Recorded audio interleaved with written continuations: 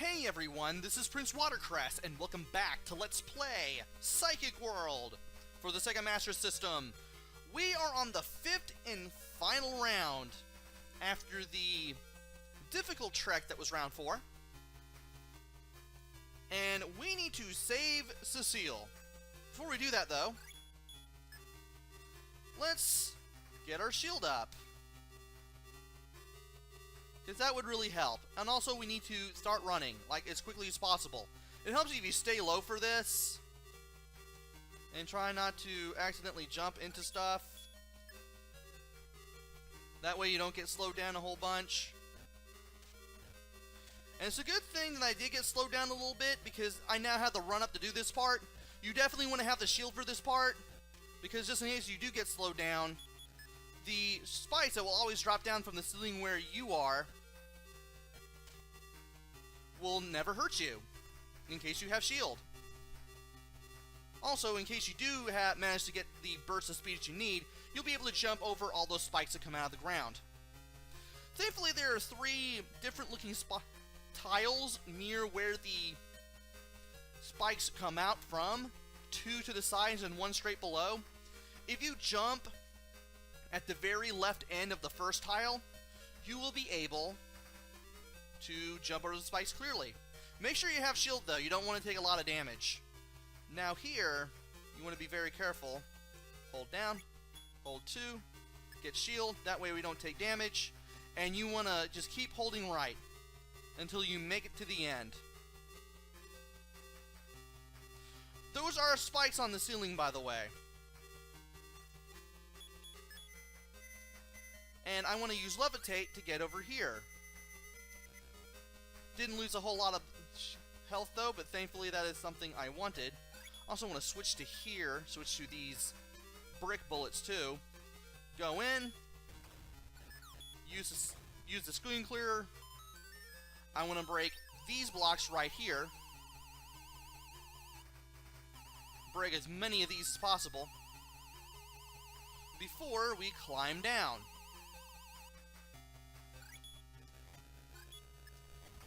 And I want to make sure that I take as little damage as possible over there when I use the screen clear twice a second time.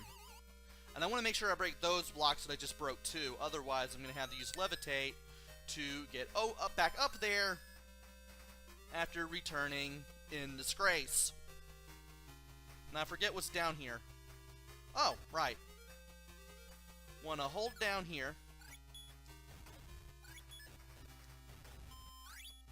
And I want to use shield. And then levitate. Thankfully, my ESP got completely refilled in that room, so having ESP for my things isn't an issue. And now I can break the last of these blocks. Then levitate. I want to get as close to the edge as I can. That'll be good enough. And I want to break these before I levitate again. Perfect. Now if we duck down in this section, we'll be able to break the locks below us, and we'll be able to enter this room. What is in here? Right, more enemies. I'm going to use the screen clear, because free ESP refill, and another one right there for whatever reason. I'm guessing the game does not expect you to use screen clear in this area. And thankfully, we don't need to screen clear for these 2 enemies.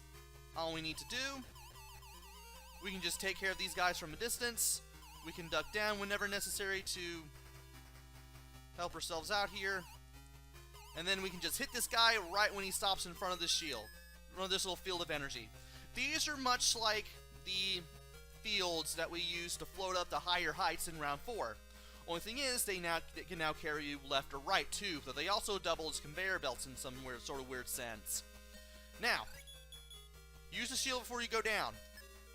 You will have to run. You will have to run to the right for a while in order to pick up enough speed to get over here and take care of the 2 things.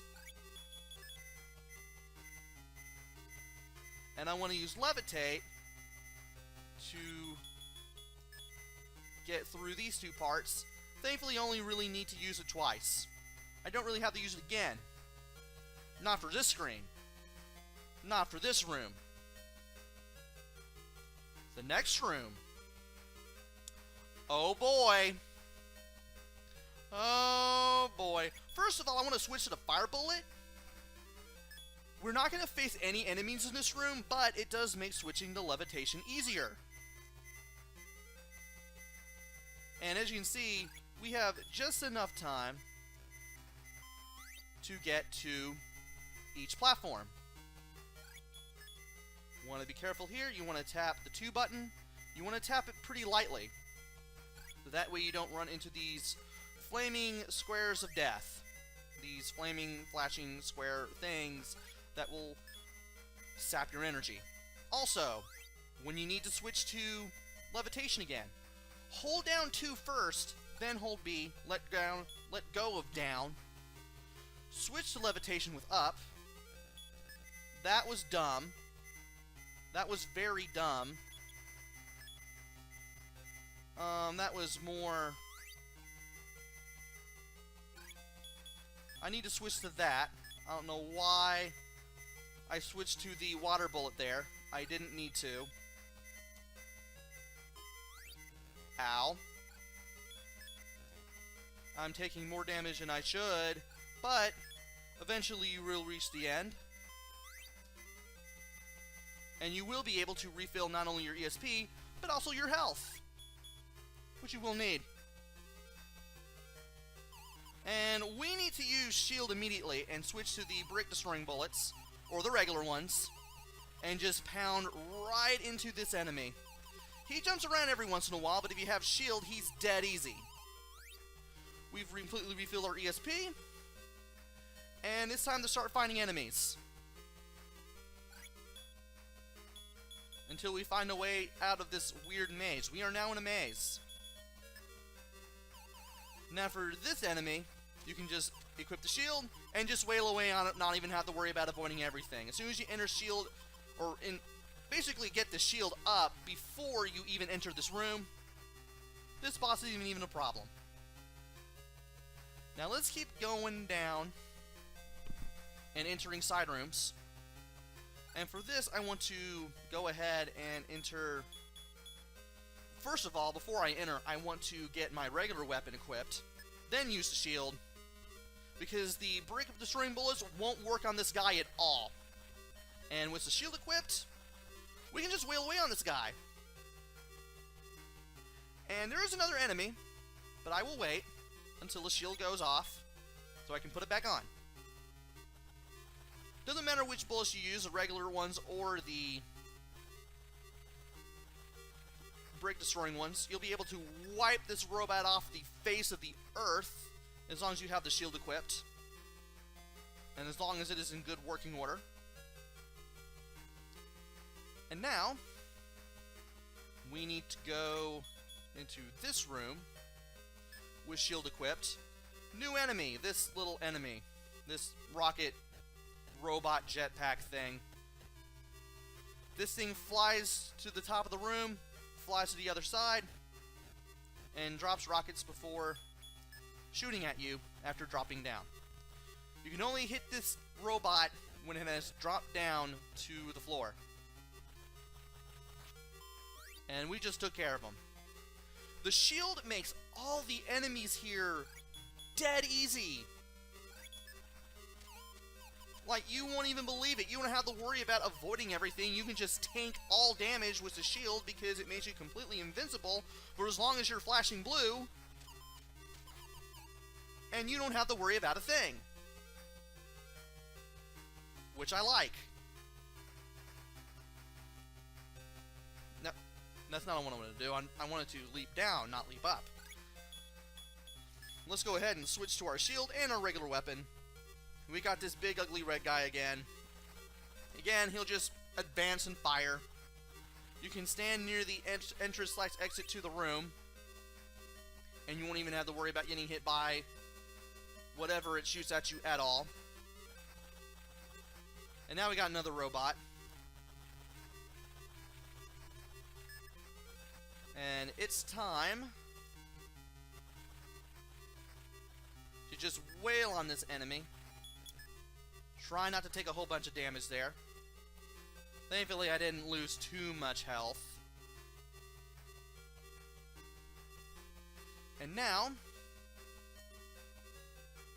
we are going to wait for shield to disappear. Take this guy on yet again. That should be fun.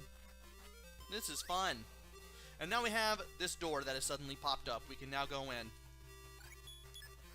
I want to reapply shield and take this guy out before he causes any sort of problem. There we go. Let's switch to the brick destroying blocks, and we can free these two things from their prison up there. Amazingly, I need almost nothing. I'm doing really well so far. And when we enter this room, you want to equip this lightning bullet. We haven't used it for the entire game, and it's very good. I want to think it's an ice beam now that I think about it, not a lightning one. Interesting. But you'll know why I'm equipping this weapon as soon as I go all the way to the left. Now, thankfully, there are no enemies in this room. You can just run all the way to the left. Just get yourself a speed burst like Xanadu on NES, because that's how running in this game works. Just like Xanadu, if you've ever played that game. Take a few steps and you just run full bore. And now we're going to enter this room. We finally found Cecile. Cecile, why, it's you!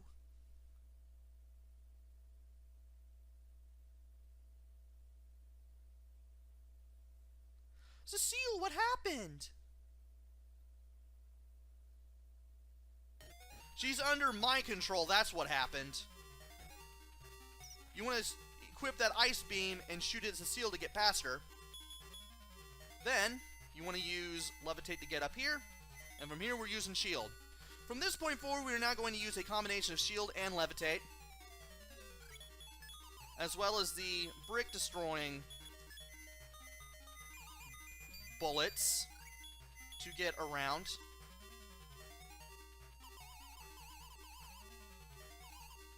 And now we need to levitate again. Use shield. Use levitate. And get over here. Now, we need to use our shield.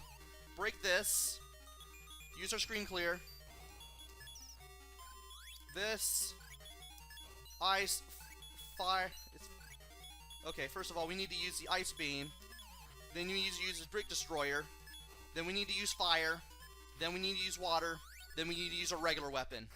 So ice, brick, fire, water, and normal attack. In that order. Once you expose the brain of this evil thing.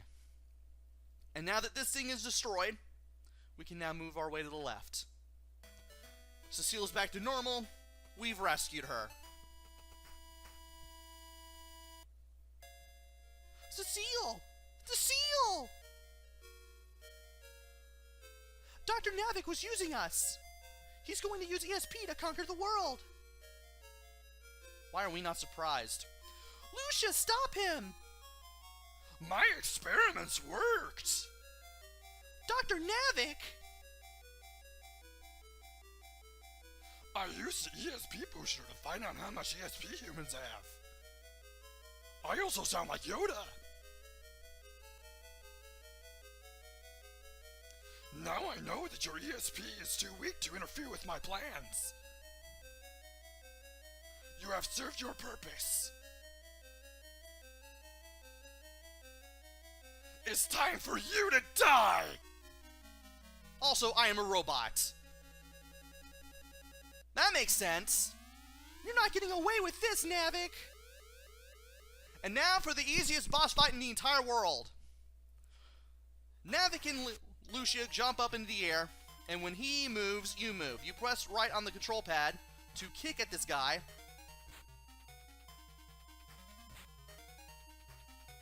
And whenever you move, or whenever he moves, you move too. Thankfully, in case you can't kick him on the way forward, you can kick him on the way back. One kick per advance. You can definitely get the timing down and really wail on him And yeah, we just did all the damage we could on him. I couldn't move anymore. He's now fallen into the ground and exploded. The self-destruct mechanism has initiated on the lab, and we have beaten Psychic World on Master System. Looks like we made it! Thank goodness! The lab looks so far away. Actually, it's not even 100 yards away, probably. It sure does. I still can't believe that Dr. Navik was an extraterrestrial. In a robot suit, apparently. Are you alright, Cecile? Yeah, how about you? I feel like $1 million. And a shooting star of sorts. Hey look, a shooting star! Let's make a wish!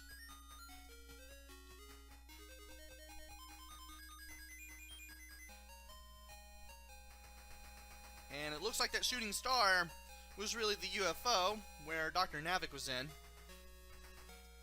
Or at least alien beings working with him were in. They fly away from Earth. We'll never see them again, especially because there is no sequel to this game. And that was Psychic Force. Interesting game for the Sega Master System, I do have to admit. I'm surprised there's no Famicom port of any sort. Would have worked really well for that system, I think.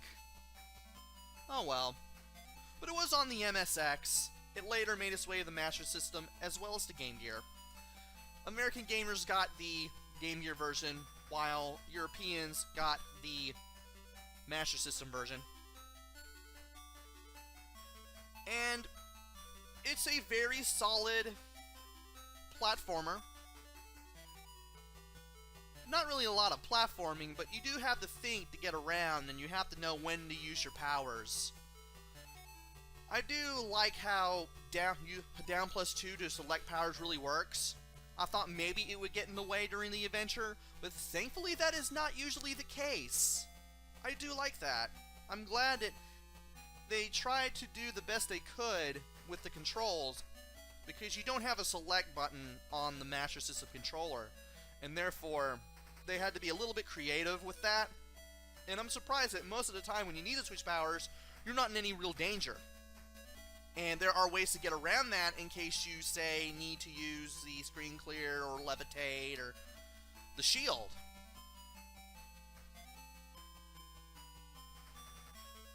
Also, Rusha, even though she's been called Lucia the entire game. Thanks, Japan, for confusing L's and R's. But that's just how their language works. It's not like I'm really making fun of them for that. It's just, that's how the Japanese language is. There is no L in their alphabet. There's just R, and that's it. But anyway,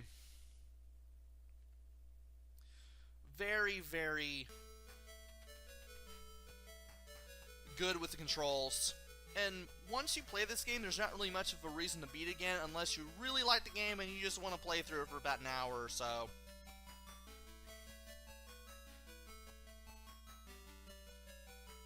And of course, once you make it through the credits, the game resets. You get to play through this game all over again, if you so wish. I'm not going to. It's not like there's really a second quest of this game or anything.